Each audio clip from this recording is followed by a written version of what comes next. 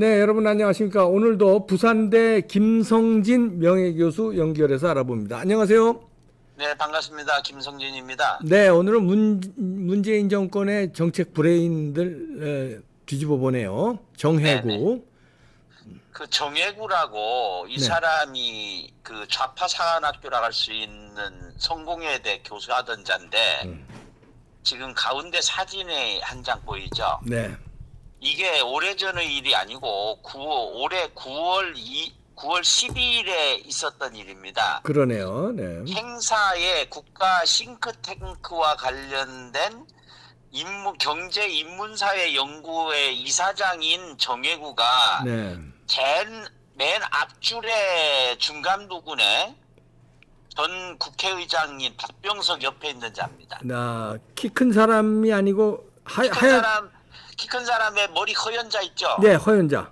예, 이 사람이 이제 정해구고 그 옆에 오른쪽에 있는 사람이 박병석 전 국회의장이고. 그렇죠. 머리 허연 사람이 정해구죠.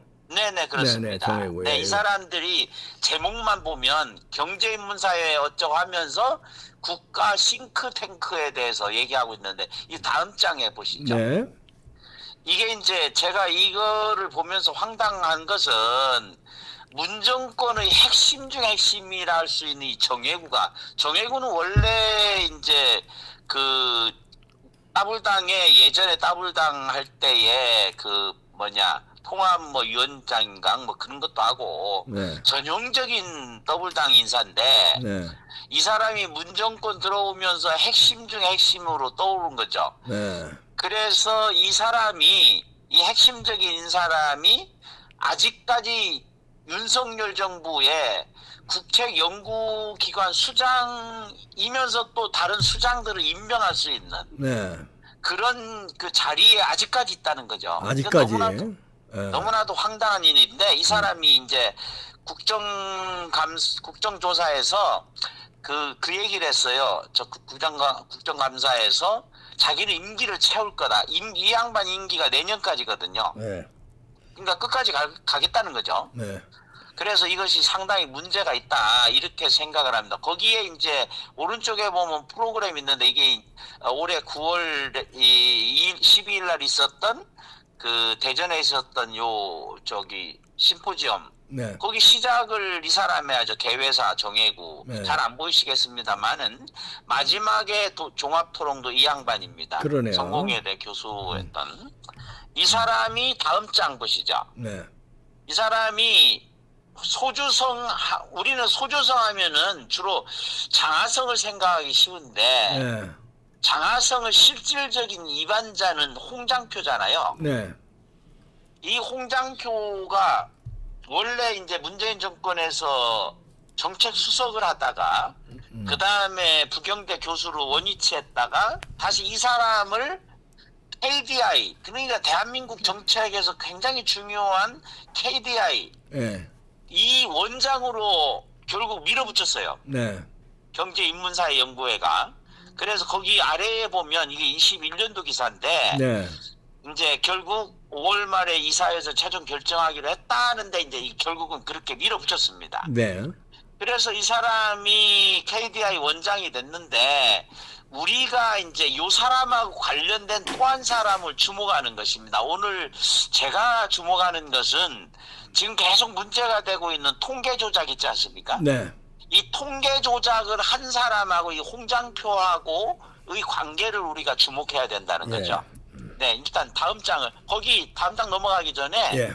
거기 칼럼 안에 들어있는 거 문재인 정부 주요 인사들 거기 나오지 않습니까? 네. 네.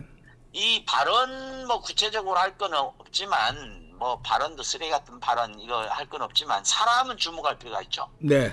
그래서 장하성, 홍장표, 김수현 네. 이 사람들이 결국 문재인 정권의 소주성과 직접적으로 관련된 사람들이다. 네. 그런데 그 가운데에 있는 청와대 수석, 경제수석 지금 아마 정년했는지 정년 안 했겠네 아직. 홍장표.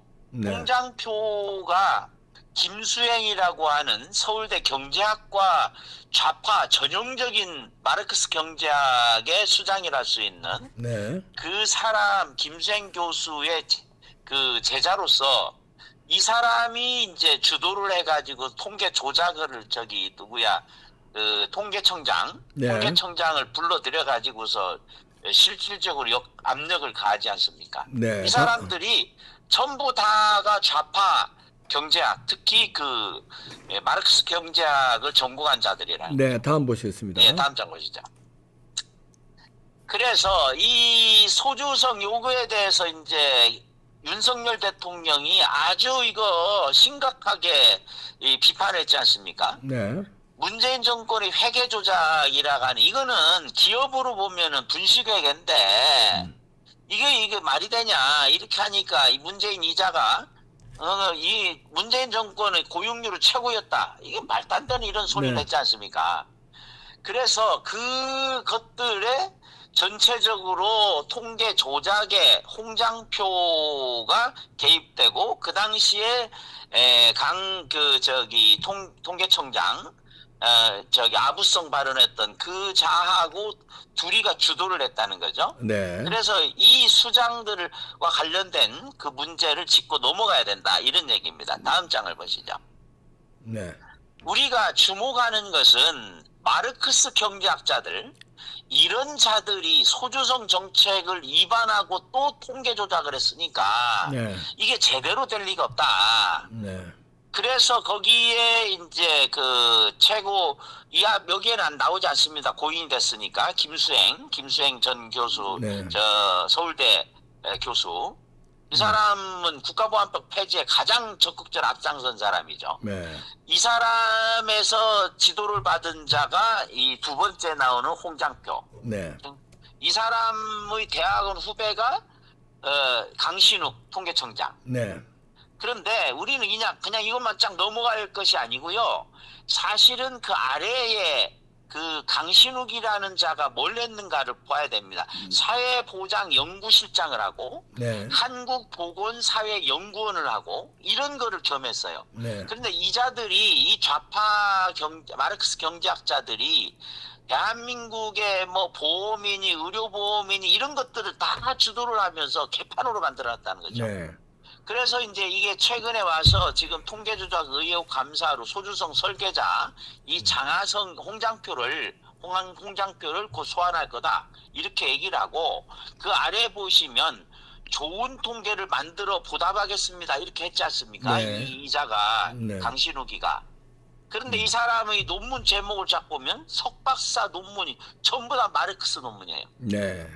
다음 이런 보시겠습니다. 자들이. 네. 그렇죠? 네. 그래서 이 자들을 전면으로 또 끌어올린 자가 누구냐? 정해구죠. 정해구지 않습니까? 다음 이 보시겠습니다. 정해구. 다음 장 보시죠. 정해구요. 그래서 거기 지금 아직도 경제인문사회연구회 이사장하는 정해구가 어떤 사람이냐? 이건 오래전의 기사긴 한데 네.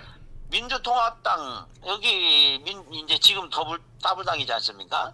비상대책위원회 정치혁신위원회 이런 자가 이제 더불당의 정치혁신위원장을 했다는 네. 건데 이자가 성공회대 교수를 하면서 그거 뭐 다 자타 공인하는 진보 성향 좌파 극좌 좌력 그 정착자다. 네.